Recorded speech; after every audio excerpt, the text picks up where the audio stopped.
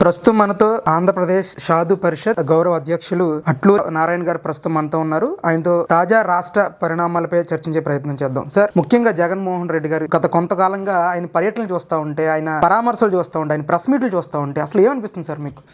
అందరికీ నమస్కారం. మీరేం లేదండి, జగన్మోహన్ రెడ్డి అని ఆయన ఒక మానసిక రుగ్మత కలిగినటువంటి వ్యక్తి.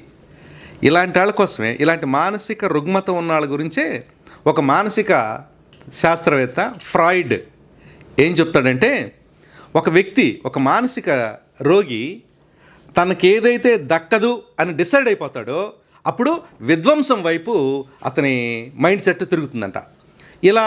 ఇది వాస్తవం అని చెప్పడానికి మనం ఒక లైవ్ ఎగ్జాంపుల్గా జగన్మోహన్ రెడ్డి గారిని తీసుకోవచ్చు.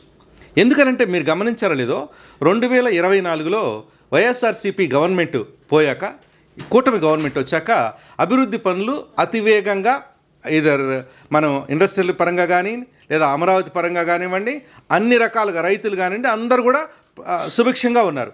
ఇలాంటి సందర్భంలో ఆయనకి ఇంకొక డిసైడ్ అయిపోయాడు, మనకి ఈ వైఎస్ఆర్సీపీ పార్టీకి కానీ జగన్మోహన్ రెడ్డి కానీ ఇంకా రాజకీయంగా మనుగడ లేదు ఆంధ్రప్రదేశ్లో అని ఎప్పుడైతే ఆయన డిసైడ్ అయ్యాడో ఇమ్మీడియట్గా ఆయన కంప్లీట్ విధ్వంసం వైపుకి మరలాడు. ఆయన ఆ విధ్వంసంలో భాగంగా మొదట్లో మామిడి రైతులకి ఈ మద్దతు ధర అని మొదలుపెట్టాడండి.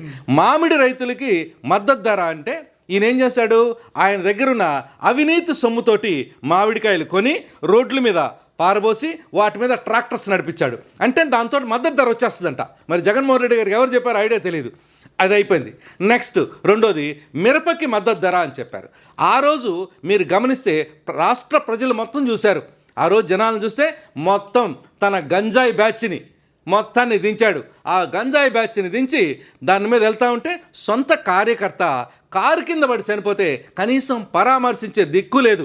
కానీ ఆయనకి ఎంతసేపటికి ఆ ఫ్రంట్ పేజీలో వచ్చామా లేదా, ఆ ఫోటో పడిందా లేదా, ఎక్కువ మంది జనాలు అసలు ఇంకా రాష్ట్రం మొత్తం జగన్మోహన్ రెడ్డి వెనకాలే నడుస్తుంది అనే ఒక ఫీలింగ్ తీసుకురావాలనేది ఆయన కోరిక. ఇదంతా ఏంటంటే, జగన్మోహన్ రెడ్డి గారు రాత్రిపూట ఆత్మలతో మాట్లాడతారు కదా, అందుకని ఆయన ఇప్పుడు ఆ భ్రమలో ఉంటారు.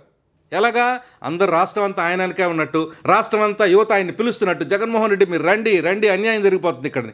ఈ భ్రమలు, పిచ్చి భ్రమల్లో నుంచి జగన్మోహన్ రెడ్డి గారు బయటకు వచ్చి వాస్తవ పరిస్థితుల్లో రాజకీయాలు చేస్తే రాజకీయ మనుగడ ఉంటుంది. అంటే మీరు గంజాయి బ్యాచ్ అని అంటూ ఉన్నారు. వైసీపీ నాయకులందరూ కూడా ఈరోజు రాష్ట్రంలో రాజకీయాలు మలుపు తిప్పే జెన్జీ బ్యాచ్ అంతా కూడా ఈరోజు మా వైపే ఉంది, రాష్ట్ర యువత అంతా కూడా మాకే సపోర్ట్ చేస్తుందని చెప్పేసి వాళ్ళు మాట్లాడుతున్నారు. మీరు ఊరికే జనరల్గా అండి, జగన్మోహన్ రెడ్డి గారు కానీ వైఎస్ఆర్సీపీ క్యాడర్ కానీ నాయకులను కానీ ఒకసారి గమనించండి. మీరు రీసెంట్గా విజయవాడలో సాయి కృష్ణ అనే ఒక అబ్బాయి లాకప్ డెత్ జరిగింది, ఇంకా అది ప్రూవ్ కాలేదు, జరుగుతూ ఉంది. ఆయనని పరామర్శించడానికి ఈయన వెళ్ళారు. ఎవరు? జగన్మోహన్ రెడ్డి గారు, ఆయన క్యాడర్ వెళ్ళినప్పుడు అక్కడ మీరు గమనిస్తే ఆ సాయి కృష్ణ అనే అబ్బాయి వయసు 22 సంవత్సరాలు, ఆయన మీద ఉన్నటువంటి క్రైమ్స్ 23. పోనీ ఆ క్రైమ్స్ ఏమైనా సాదాసీదా క్రైమ్సా అంటే డ్రగ్స్, ఎక్స్టార్షను, రేపు, పోస్కో, ఇవి ఆయన మీద ఉన్న కేసులు. ఇట్లాంటి కేసులు ఉన్న వ్యక్తిని నువ్వు ఇంటికెళ్ళి పరామర్శించి పైపెచ్చు 5 ఏళ్ళు ముఖ్యమంత్రిగా వెలగబెట్టినటువంటి వ్యక్తివి ఏమంటాడు, ఏదో చిన్నపిల్లాడు తెలియక నేరాలు చేశారంట, పోలీసులు పాపం అన్యాయంగా ఆయన అరెస్ట్ చేసి చంపేశారంట. ఏమన్నా అర్థం ఉందా? అంటే ఈ రాష్ట్రంలో ఉన్నటువంటి మిగతా కూటమి ప్రభుత్వం ఈ రాష్ట్రాన్ని స్వర్ణాంధ్రప్రదేశ్ చేయాలనుకుంటే జగన్మోహన్ రెడ్డి గారు నేరాంధ్రప్రదేశ్గా మార్చాలనుకుంటున్నారు. అందుకనే ప్రతి ఒక్క దగ్గర అది అలా అయిపోయిందా. నెక్స్ట్ సీదిరి అప్పలరాజు గారు, మాజీ మంత్రివర్యులు, వాళ్ళ అబ్బాయి 18 ఏళ్ల వయసులోనే ఒక స్కూటర్ తీసుకెళ్ళి ఒక ఆయన్ని గుద్ది ఒక ఫ్యామిలీని రోడ్డుని పడేస్తే మామూలుగా మనం ఏం చేస్తాం, ఎవడు చచ్చిపోతే వాళ్ళ ఇంటికి వెళ్ళి పరామర్శిస్తాం. ఈయన కొత్త సిద్ధాంతం వైఎస్ఆర్సీపీది, జగన్మోహన్ రెడ్డి గారిది. చంపేసిన వాళ్ళ ఇంటికి వెళ్ళి వాళ్ళని పరామర్శించి, అరే బేష్ బాగా గుద్దారా నువ్వు, భలే చంపేసావు వాడిని పరామర్శించి వస్తున్నారు. దాని తర్వాత రీసెంట్గా మీరు ఇంకొక చూస్తే తమ్మినేని సీతారాం గారు, ఆయనైతే ఏకంగా ఒక ఉన్న ఫ్యామిలీని చచ్చిపోయారని చెప్పి ల్యాండ్ కొట్టేస్తే ఆయనకి ఫోన్లో పరామర్శిస్తా, అన్నా బ్రహ్మాండంగా చేసావు నువ్వు అని. ఎందుకనంటే ఆయన మైండ్ సెట్టే నేర ప్రవృత్తి మైండ్ సెట్ అండి.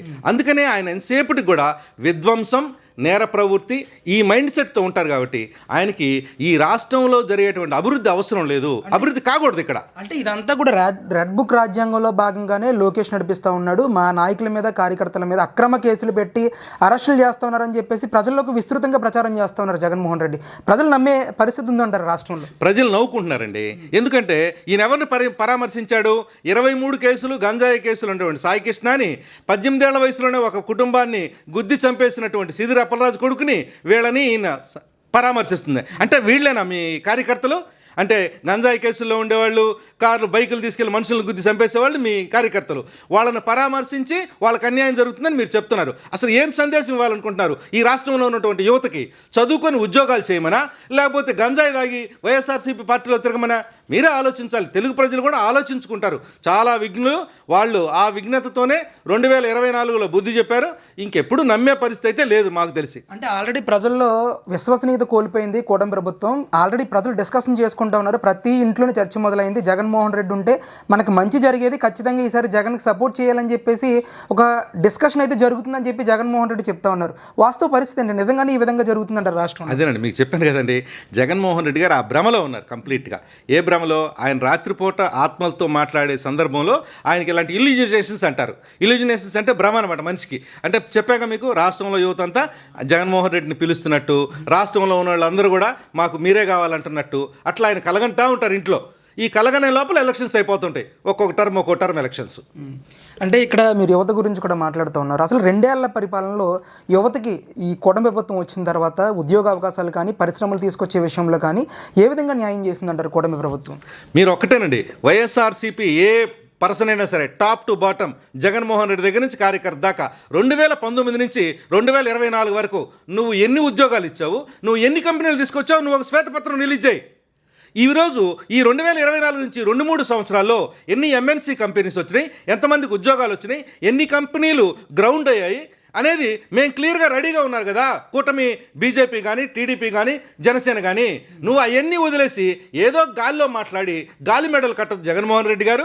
మీరు ఎప్పటికైనా మీరు వాస్తవం తెలుసుకొని రాజకీయాలు చేస్తే కొన్ని రోజులు మీరు మీ పార్టీ ఆంధ్రప్రదేశ్లో మనుగడలో ఉంటుంది. అంటే గతంలో మేము తెచ్చిన కంపెనీలకి మేము ఎంఓఏలు చేసుకుంటే ఈరోజు అవి గ్రౌండ్ బ్రేకింగ్ సెరమనీస్ ఇవన్నీ జరుగుతూ ఉన్నాయి. క్రెడిట్ చోరీ జరుగుతుంది రాష్ట్ర వ్యాప్తంగా. చంద్రబాబు నాయుడు, లోకేష్, పవన్ కళ్యాణ్, జగన్మోహన్ రెడ్డి గారి క్రెడిట్ మొత్తాన్ని కూడా ఈరోజు చోరీ చేస్తున్నారని చెప్పేసి మాట్లాడుతూ ఉన్నారు. దీని మీద మీ అభిప్రాయం ఏంటి సార్? నిజమేనండి. గూగుల్లో హూ ఈజ్ ద టాప్ అవినీతి పరుడు ఇన్ వరల్డ్ అని కొడితే జగన్మోహన్ రెడ్డి అని వస్తుందండి. ఆ క్రెడిట్ ఎవరు కొట్టరు జగన్మోహన్ రెడ్డి గారు, అది మీరే ఉంచుకోండి. వీళ్ళేం క్రెడిట్ చోరీ చేస్తారు? నువ్వు 2019 నుంచి 2024 దాకా 5 సంవత్సరాలు ఉండి నువ్వు ఇంట్లో పబ్జీ ఆడుకుంటా ఇంట్లో నుంచి ఒక్క సెకండ్ కూడా బయటకు వచ్చి కనీసం నీ పార్టీ ఎమ్మెల్యేలని నీ కార్యకర్తలను కూడా పలకరించను నువ్వు కంపెనీలు తీసుకొచ్చావా?